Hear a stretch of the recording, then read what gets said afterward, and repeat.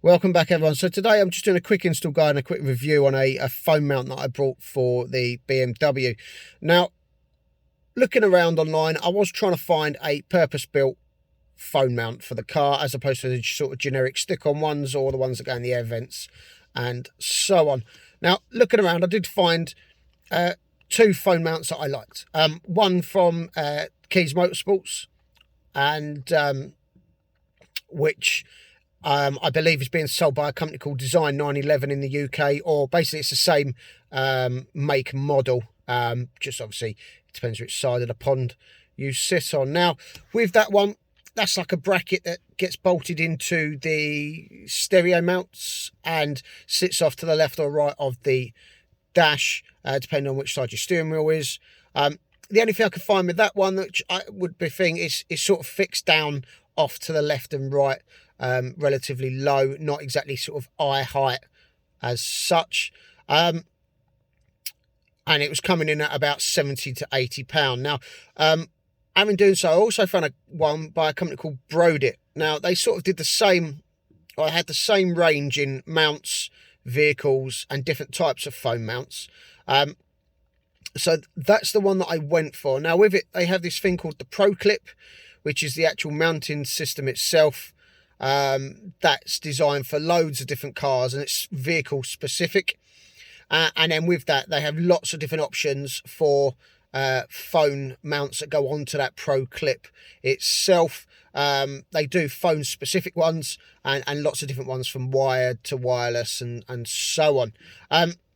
I ended up buying the generic one, sort of only because my wife and I both use the car, and it's easier just to have a generic one that fits between both phones. Now, what I'll do is I'll show you the clip and the mount itself, how to put it together, and then we'll flip back into the car and I'll show you how it mounts, and then obviously just give my sort of opinion on the mount itself. So the kit itself comes in two parts. First part being this bit, which is the main part, which is the Pro Clip. This comes obviously with the 4 holes ready for fitting your mount to, but this is the part that attaches to the dash, hooks on at the bottom and hooks up on the top with a bit of 3M tape just to hold the top in. In the kit itself, it does come with an alcohol pad as well, just to clean the top. Now, like I say, that's the mount, and then what you have is the phone holder itself. Now, the one that I've gone for is the generic passive one.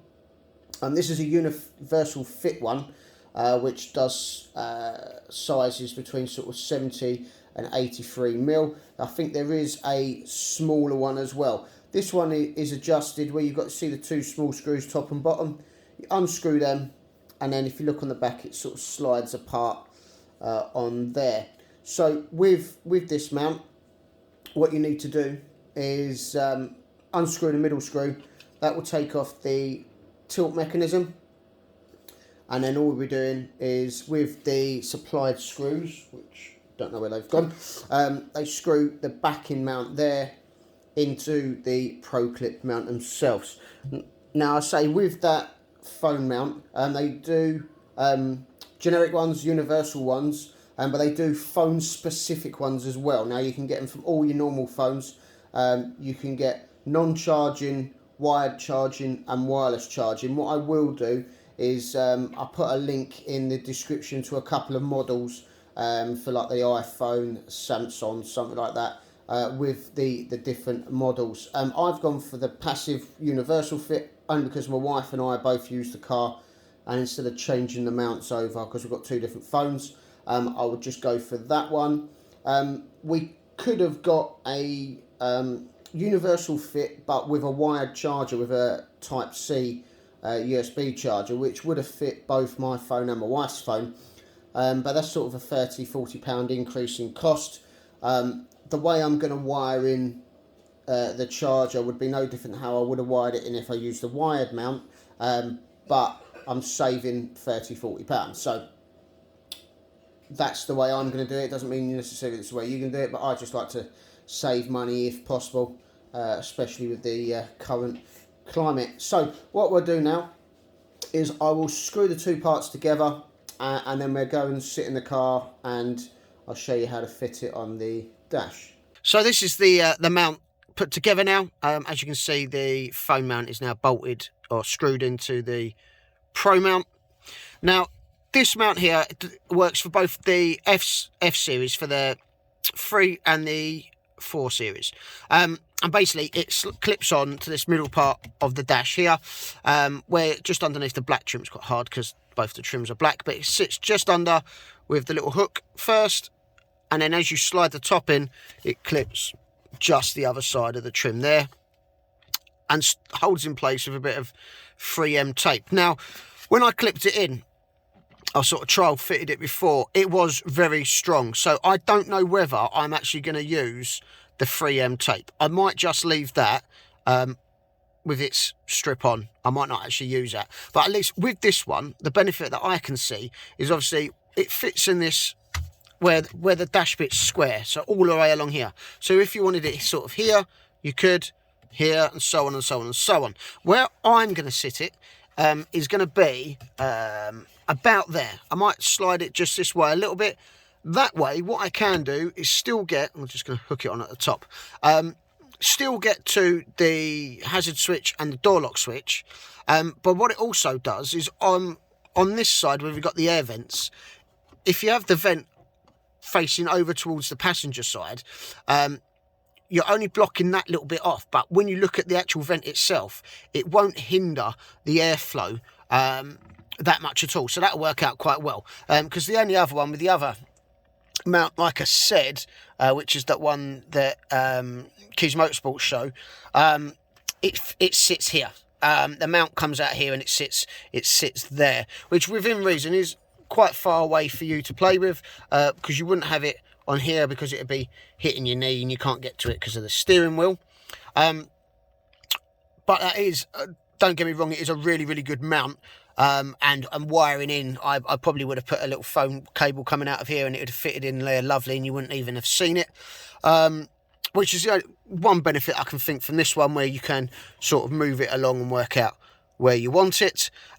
What I am going to do is, where I've got the cigarette socket underneath the glove box, I am going to be changing that to a double 3.1 amp fast charge socket.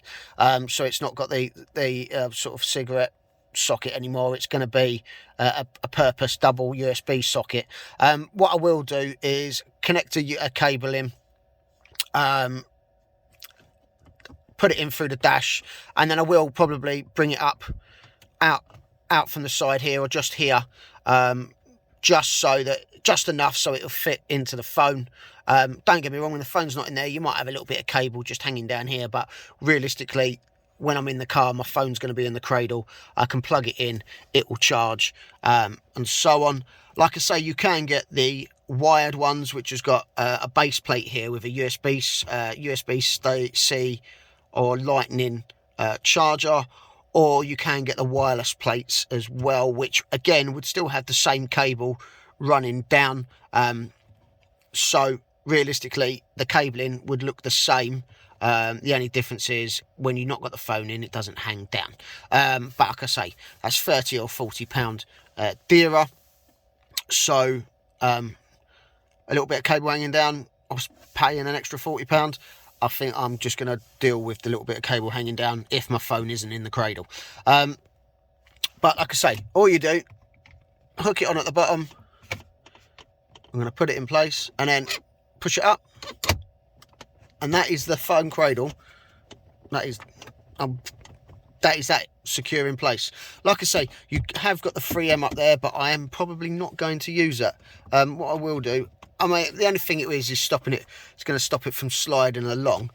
But I quite like it, because just in case I want to change, I can slide it along a bit. And that is really insecure, so I don't think that's going to move without force anyway. So I quite like that. But there we go. So that is, well, basically that's the mount in. Like I say, in the middle bit there, where you've got that sort of black hole, there is a screw in there. So if you want to adjust the tilt angle and so on, you undo the screw, tilt it to how you want, screw it back in, and then that is secure. That is not going to, unless you actually force that, that is not going to come apart or tilt or move. There's no sort of tightening up little grub screws and so on like the generic ones. So that is nice and proper secure, and I really do like that.